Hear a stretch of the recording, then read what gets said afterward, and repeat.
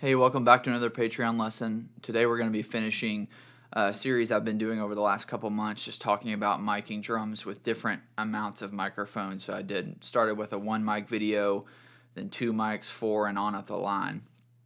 So like I've said in some previous lessons, if you haven't watched those, I would start at the one mic video and work your way up. It's just going to make a little more sense that way because there's things that I repeat as I go through each lesson. And so if you watch them in that chronological order, it'll probably make more sense. But like I said, I just wanted to do these videos as kind of a general basis of drum recording. And then after this, we'll start getting into more specific videos and content of different, aspects of production and drum recording.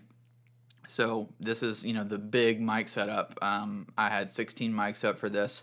That's how many inputs I have via my Apollo and my ADAT Pre. So that's as many as I can do, but that's probably as many as I would want, because the one kind of negative thing I think about having so many mics up is just the phase relationships.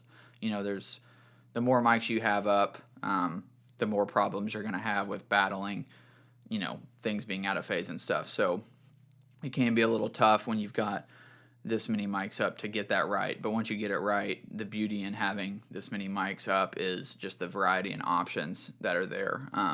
Everything from just, creating a tightness or a roominess to your drum sound, all the way to doing things like using specific mics only for effects, rather than, using every mic to create the dry drum sound, if you will. So I'll talk a little bit more about that kind of thing when we jump into the session. But I want to go ahead and jump in and show you the playing portion, and then follow immediately after with just an explanation of what the kit, how it was tuned, what it was, how it was set up and everything, and then the mics that were up, their positions and all that stuff. And so I'll go ahead and cut to the playing portion, the setup video, and then we'll come back and jump in the session.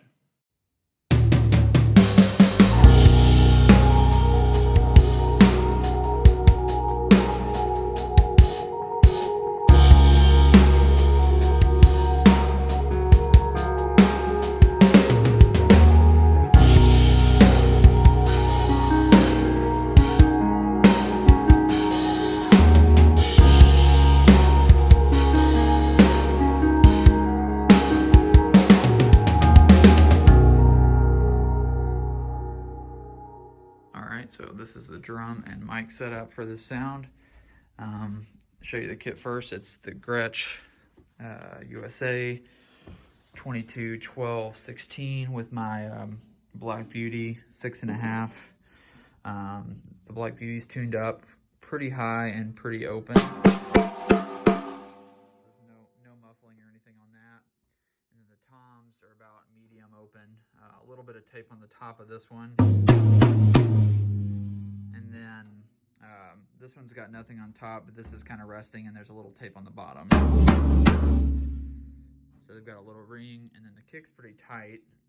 It just sounds ringy when I hit it because of the toms, but it's a kick.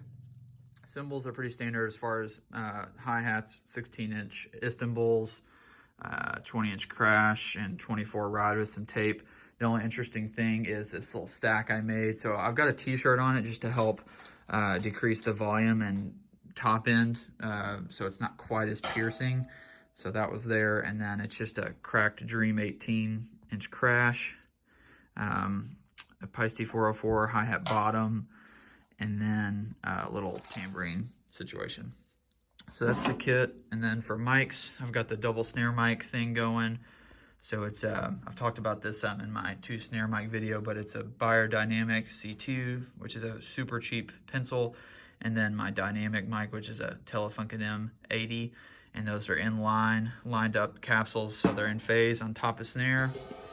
Snare bottom is just a 57, and then for hi-hats, we've got SM7, pretty close in. I've got the overheads for to capture the rest, but just in case I want a close mic'd hi-hat sound. Got just 57s on the toms. I've really been liking these on toms, but since I did this big setup, I needed to go back for this to 57s on toms. They do the job. But anyways, Knee mic is my Mojave MA300, which is a tube condenser, and it's in cardioid mode. And then I've got a pair of stereo and a mono overhead for this setup. My stereo overheads are the Telefunken M60s in space pair, and then the mono is another one of the Behringer C2s. And the main important thing about running a mono and stereo overheads is just making sure that they're equal distant. You know, all those three are equal distant from the top of the snare. See if I can get it to focus. There we go. So yeah, just measuring those out and making sure that they're even, and that's why the mono overhead is actually higher on the stand. Before I go to the kick mics, the one interesting thing I did for a closer kit mic was I kind of just call this the trash mic, and it's just a cheap off-brand 57. If I can get it to focus here, it's called a Pyle, P-Y-L-E. It's like $20 on Amazon, and it comes with a XLR to 1/4 inch. So I just lay it on the ground behind the kit, kind of facing at the kick beater, and then run the cable into my pedal board here. And so it's basically going through this compressor, which is an optical compressor, a little bit of drive and EQ from this overdrive, and then a spring reverb on the Big Sky, and then 1/4 inch out into my ADAT, inputs. And then kick mic's nothing crazy. It's just a Beta 52 on the inside, about halfway pointed at the beater, and then a Warm Audio 47 and figure 8 on the outside. You can kind of see it's maybe 3 to 4 inches off the head.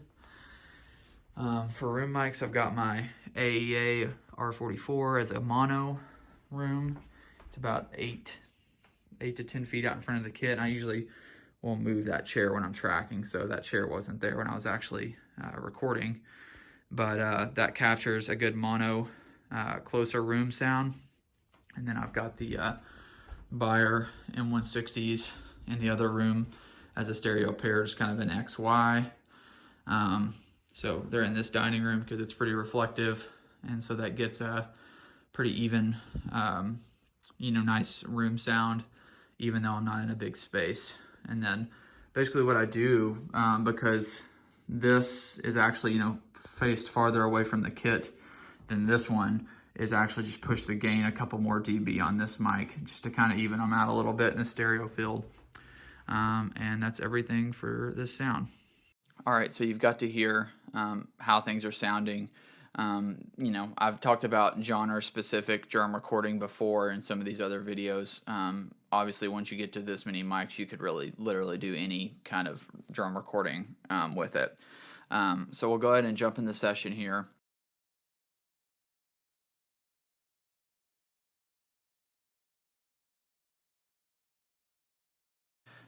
So I think that's everything I have for this lesson. Like I said, this is kind of the last video on just, miking drums with a specific amount of mics, and talking about, different ways to use the mics, or when I was down at the 1 and 2 videos, just kind of making the most of like 1 or 2 mics, all that. So I hope this whole series has been helpful for you. Like I said, I'm going to start doing more videos probably now on a little bit more concise and specific aspects of drum recording, of sampling, of mixing, all the kind of more nitty-gritty stuff. So I'm excited to get into those, and hope that those will be just as helpful or more to you. If you have any questions about this lesson or about any of the previous ones, obviously feel free to reach out and let me know. And if not, I'll see you next time.